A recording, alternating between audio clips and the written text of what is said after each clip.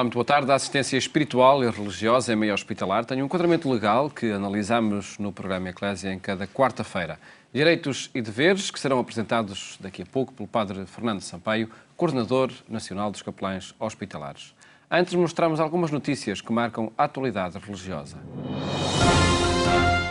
A assistência religiosa aos soldados portugueses na Primeira Guerra Mundial está na origem das capelanias militares e contribuiu para um maior entendimento entre a Igreja e o Estado.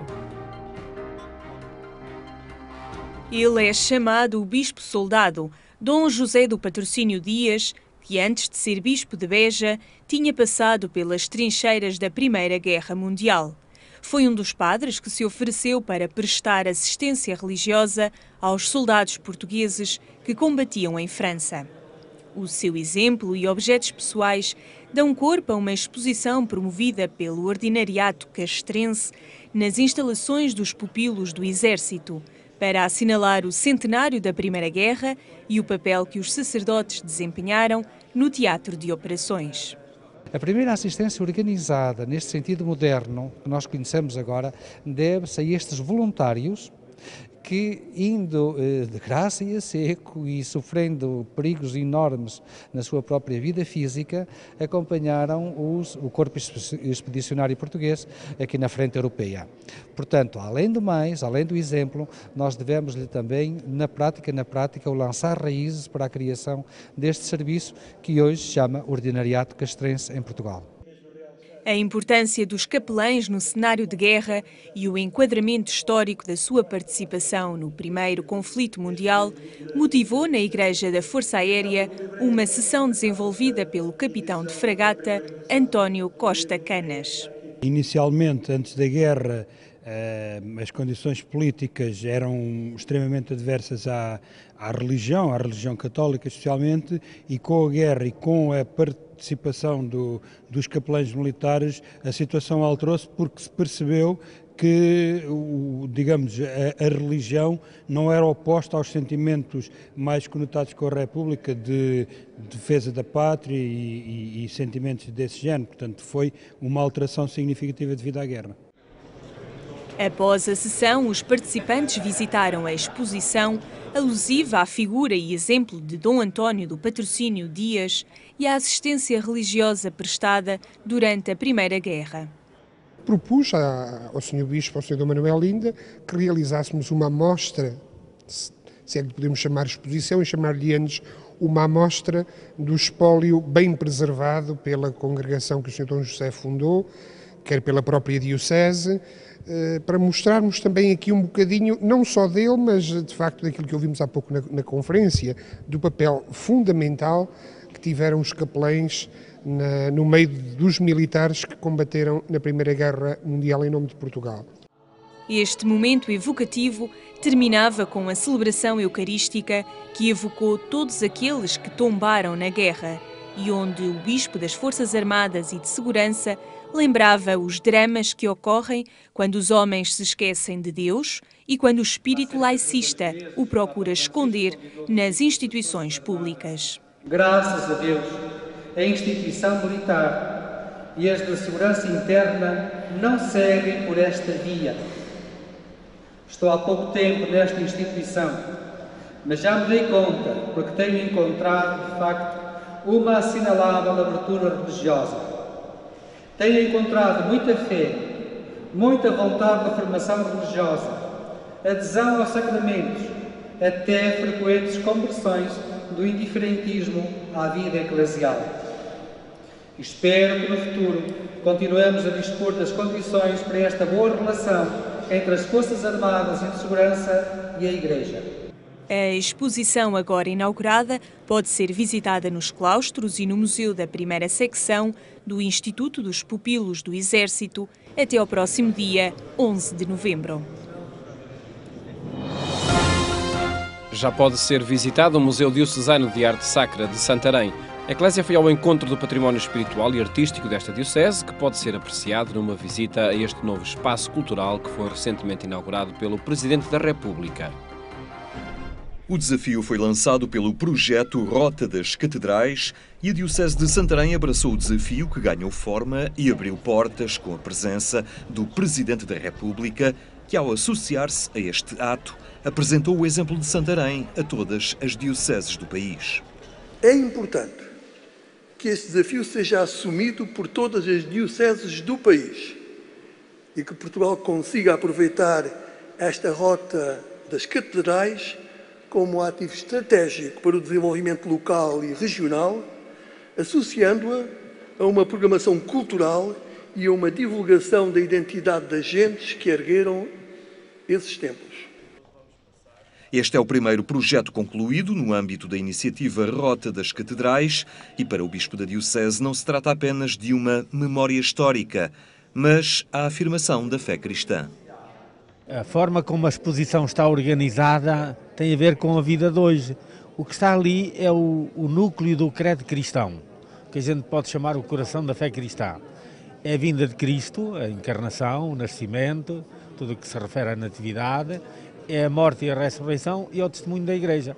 No fundo, eu creio em Jesus Cristo, creio na Igreja que está ali presente. E o credo é vivo, é um credo em imagens. Portanto, não é apenas uma memória, é de facto uma interpretação do presente e a confissão de fé que dá sentido à nossa vida cristã.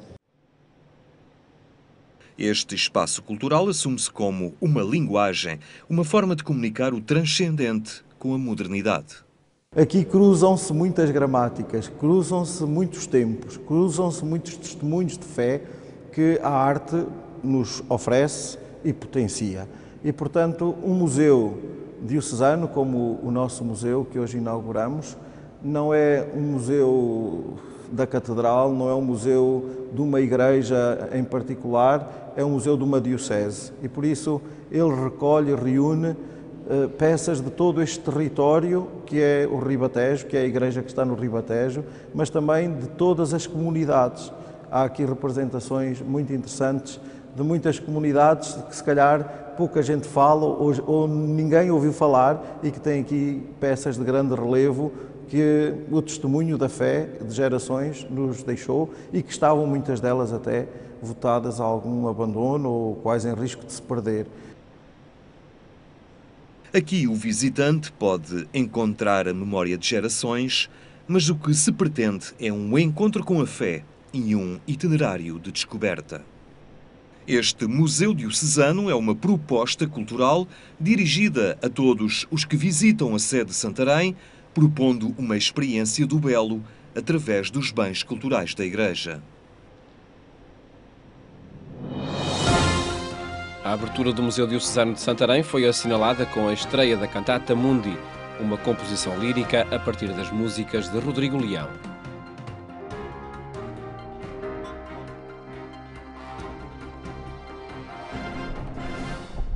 Todos somos terra e céu, todos somos mundo.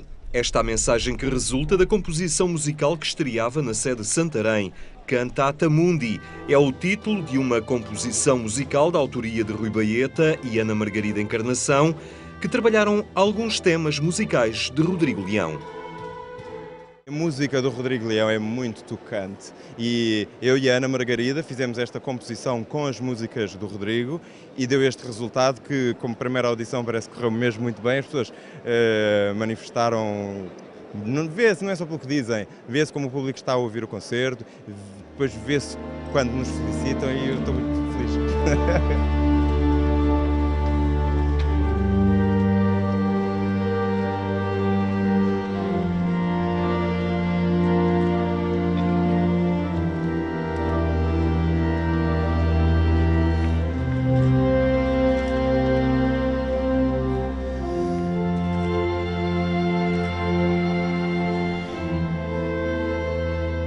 Rodrigo Leão, presente na estreia desta cantata, reconhecia que foi a primeira vez que alguém pegou nas suas músicas e criou uma obra nova. Acho que a minha música tem um lado muito espiritual que se enquadra perfeitamente nesta catedral extraordinária e acho que tenho que dar os parabéns à Margarida Encarnação, que fez estes arranjos, ao Rui Baeta e a toda esta equipe maravilhosa.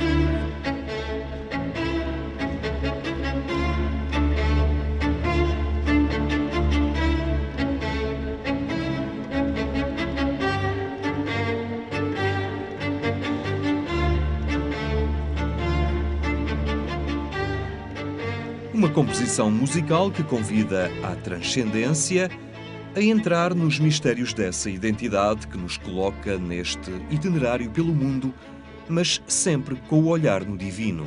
A música leva-nos ao transcendente, se as pessoas sentirem, forem tocadas pela música.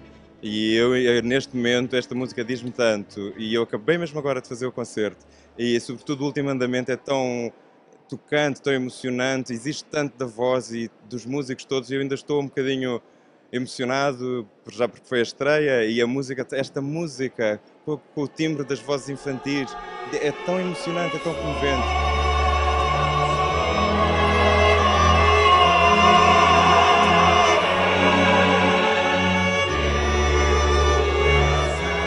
A cantata Mundi contou com a direção do maestro Miguel Santos e Castro e a interpretação do coro Vox Lacci. A execução musical esteve a cargo da contrabaixista Margarida Afonso e do organista António Esteireiro. O evento musical contou também com a participação especial da Escola Cantorum da Catedral de Santarém.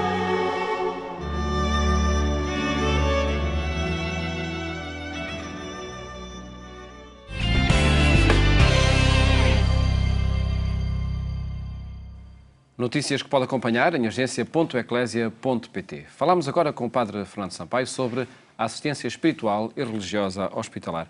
Muito boa tarde, Padre Fernando. Muito obrigado por estar neste programa.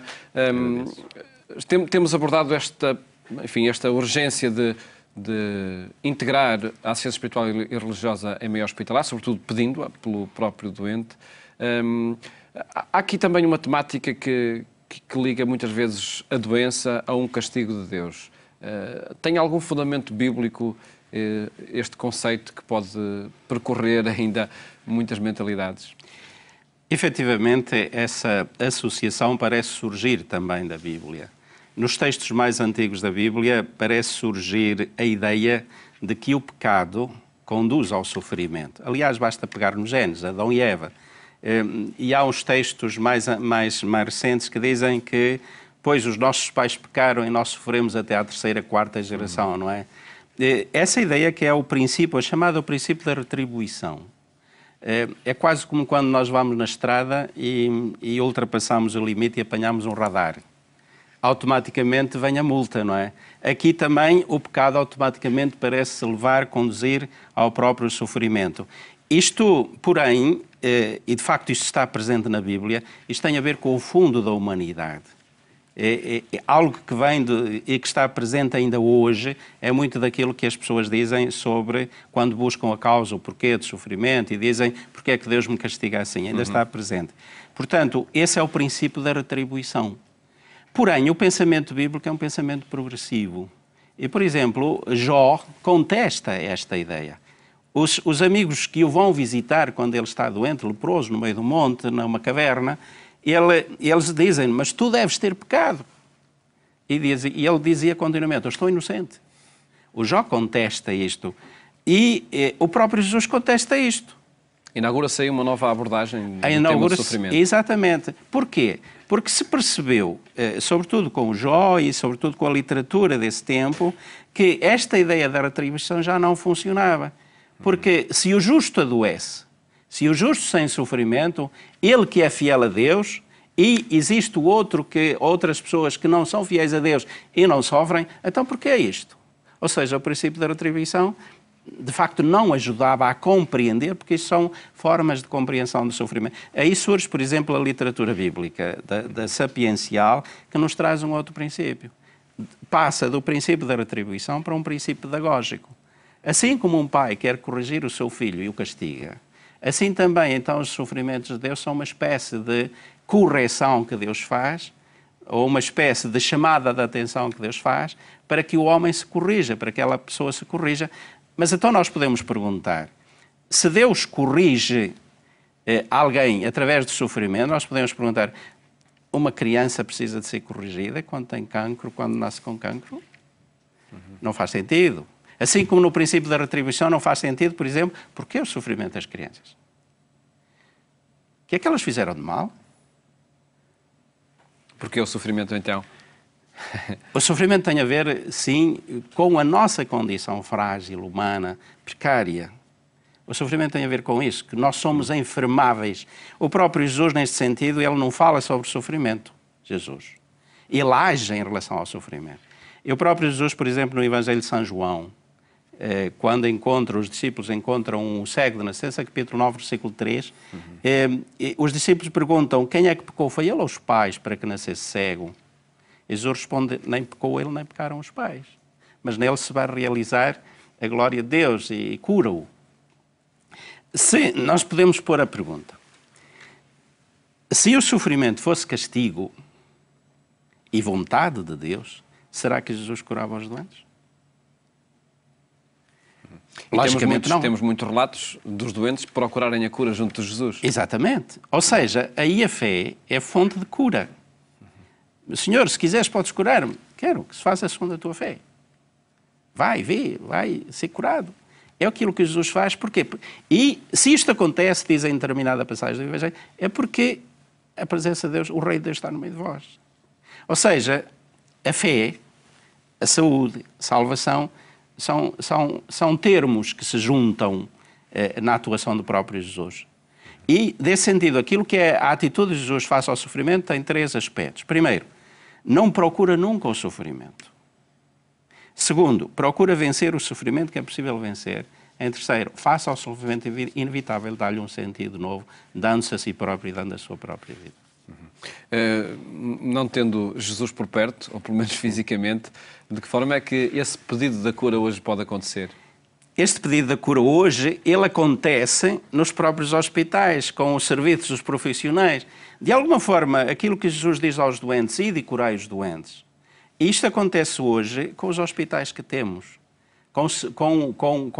No fundo, os profissionais da saúde são uma bênção de Deus para nós, são presença de Deus para nós.